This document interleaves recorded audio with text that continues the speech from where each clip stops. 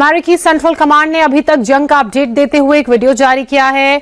Command का दावा है कि उसने अब तक ईरान के करीब 2000 ठिकानों पर हमला किया है। इन हमलों में 17 ईरानी शिप्स और एक पनडुब्बी को निशाना बनाया गया।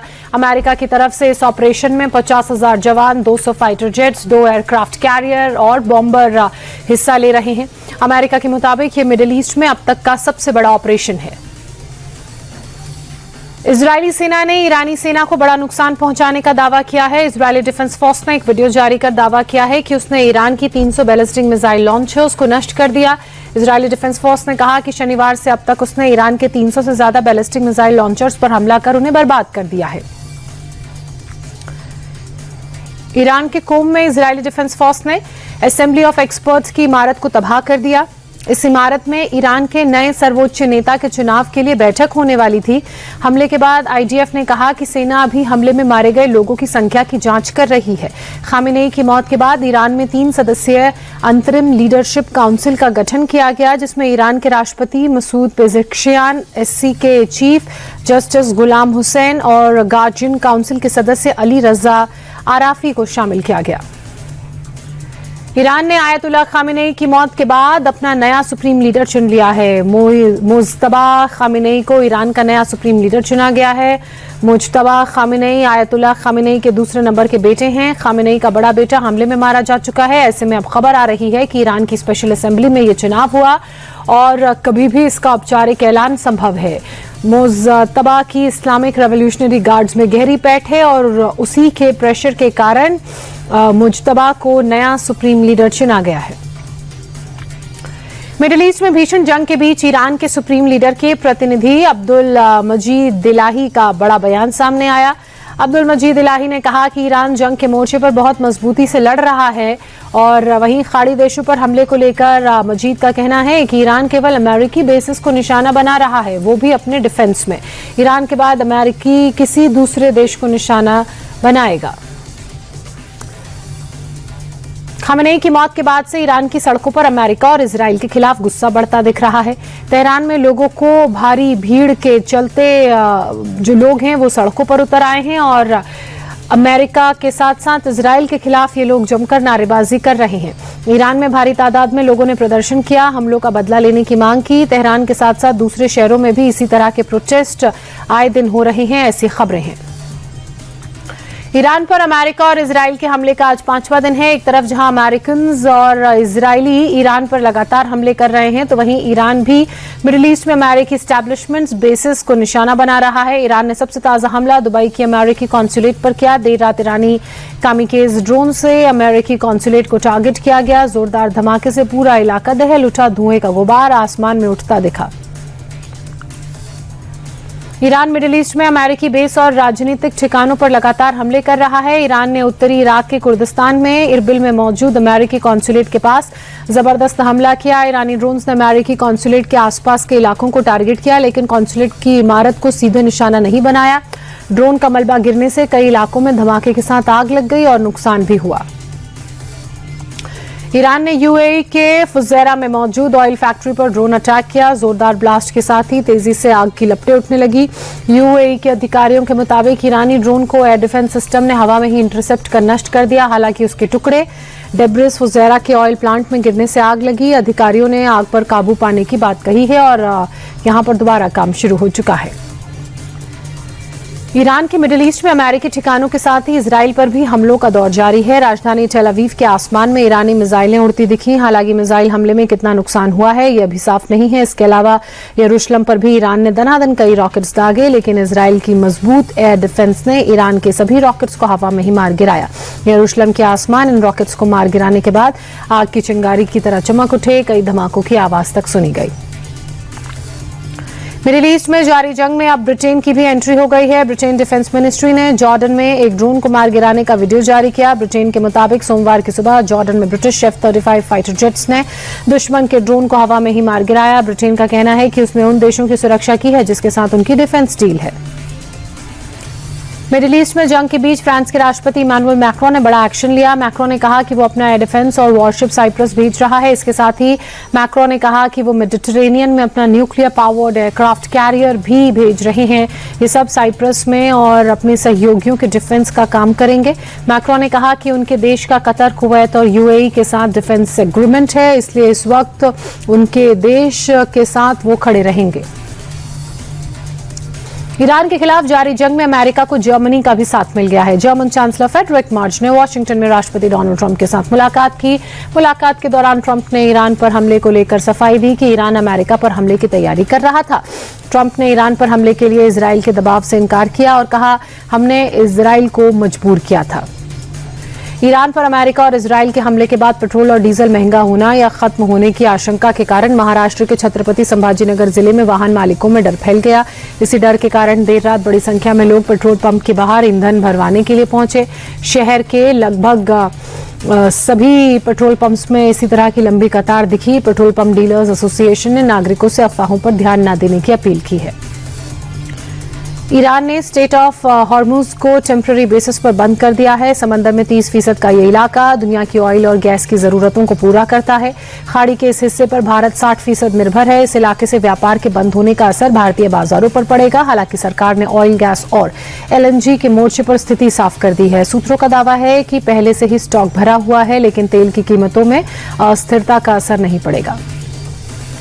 अमेरिकी राष्ट्रपति डोनाल्ड ट्रंप ने दावा किया है कि ईरान में जारी जंग के खत्म होने के बाद तेल की कीमतों में गिरावट आएगी। राष्ट्रपति ट्रंप ने माना है कि तेल और गैस की कीमतों में बढ़ोतरी हुई है। उन्होंने कहा कि कुछ समय के लिए हमारे पास तेल की कीमतें थोड़ी ऊंची हैं, लेकिन जैसे ही ये लड़ाई खत्म होगी कीमतें गिर जाएंगी और ट्रंप का ये मानना है कि ये पहले से भी कम हो जाएंगी।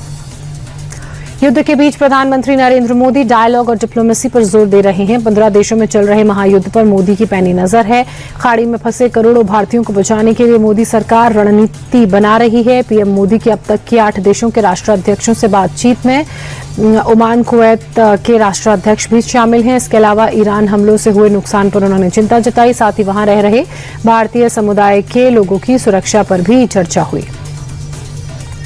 मिडिल ईस्ट में जंग के बीच दुबई से भारतीयों को लेकर फ्लाइट मुंबई पहुंची। एयरपोर्ट पर लोगों ने अपनों से मिलकर खुशी जाहिर की। दिन की आंखों से आंसू छलक आए। फ्लाइट सेवा बाधित होने से खाड़ी देशों में कई भारतीय फंस गए थे, जिनकी सुरक्षित वापसी सरकार की वजह से सुनिश्चित हो पाई, जिसके बाद लोगों ने सरकार का शुक्रिया अदा किया और बताया कि वहां कितने मुश्किल हालात थे। दुबई में फंसे लोगों को लेकर एक और फ्लाइट दिल्ली पहुंची। एयरपोर्ट पर पहुंचे लोगों ने अपनी खुशी जाहिर की। कई लोगों ने वहां के हालात बयां किए। यात्रियों के मुताबिक बमों के धमाके के बीच मन में डर का माहौल था। कई बार लगातार धमाके सुनाई दे रहे थे। एयरपोर्ट पर लोगों ने काफी कोऑपरेट किया। फिलहाल दिल्ली पहुंचकर इन्होंने राहत की सांस ली और सरकार का शुक्रिया अदा किया।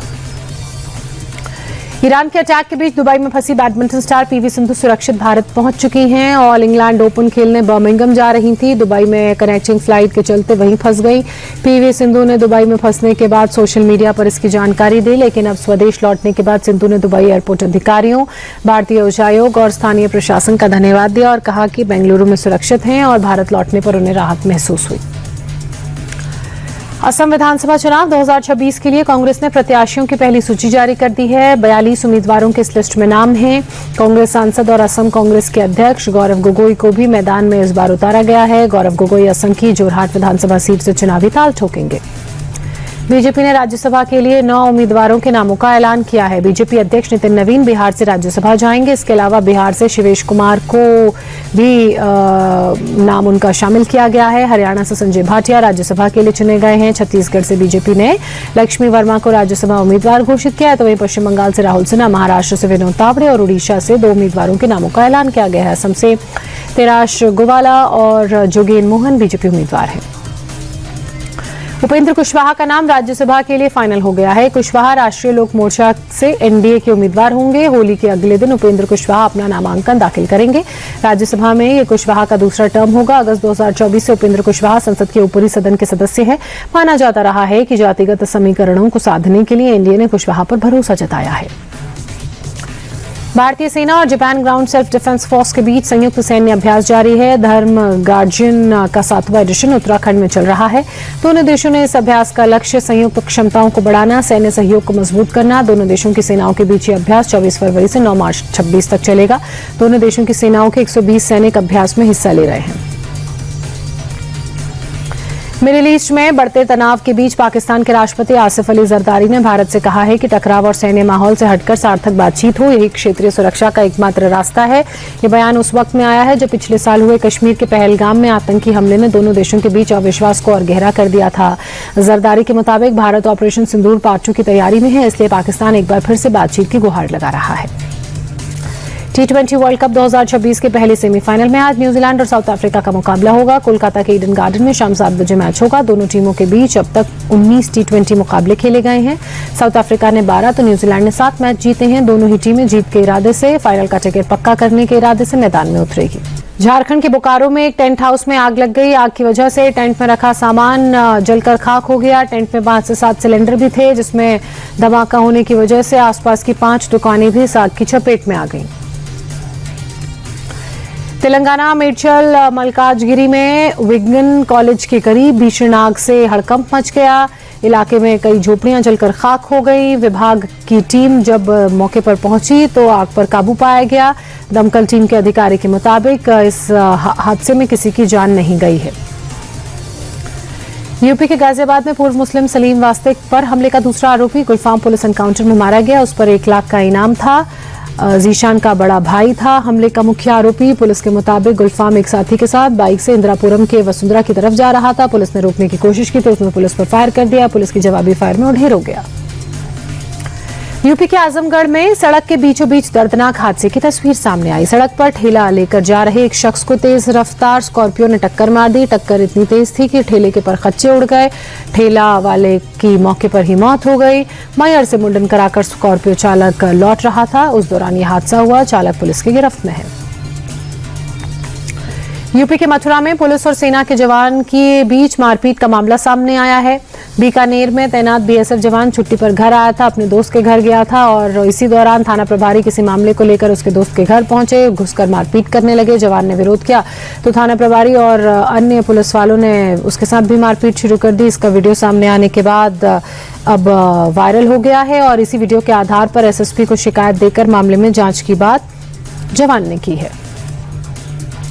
एमपी के राजगढ़ में सड़क पर इफ्तार पार्टी करने को लेकर 2 पक्षों में विवाद हो गया। मेन रोड को बंद कर इफ्तार पार्टी की जा रही थी और इससे पार्षद के भाई और उनके साथी नाराज हो गए। उनमें विवाद हो गया और दूसरे समुदाय के लोग इसको लेकर थाने पहुंच गए, प्रदर्शन करने लगे। मामले को बढ़ता देख करीब 10 थानों की पुलिस को मौके पर भेजा गया। पुलिस ने दोनों पक्षों के 6 लोगों के खिलाफ एफआईआर दर्ज की है। राजस्थान के बहरोड में सरकारी अस्पताल में जमकर हंगामा हुआ। सड़क हादसे में घायल शख्स को लेकर लोग अस्पताल पहुंचे। डॉक्टर नहीं मिलने से जमकर हंगामा हुआ। इस बीच नाराज लोगों ने तोड़फोड़ की और कर्मचारियों के साथ गाली गलौज भी की। मौके पर मौजूद रेजिडेंट डॉक्टर के साथ लोग धक्का मुक्की करने लगे। देश भर में धूमधाम से होली मनाई जा रही है। रंगों के त्योहार पर लोग रंग गुलाल लगाकर एक दूसरे को शुभकामनाएं दे रहे हैं। उत्साह होली का देखते ही बन रहा है। कुल्लू में विदेशी टूरिस्ट भी होली के रंग में रंगे नजर आए। होली का देश भर में हर्षोल्लास के साथ इस पर्व को मनाया जा रहा है। उत्तर प्रदेश के मुख्यमंत्री योगी आदित्यनाथ ने भी गोरखपुर में होली खेली। सीएम योगी ने गौशाला में गायों और बछड़ों के साथ होली खेली। इस दौरान सीएम गायों को रंग लगाते, उन्हें दुलारते, प्यार करते दिखे।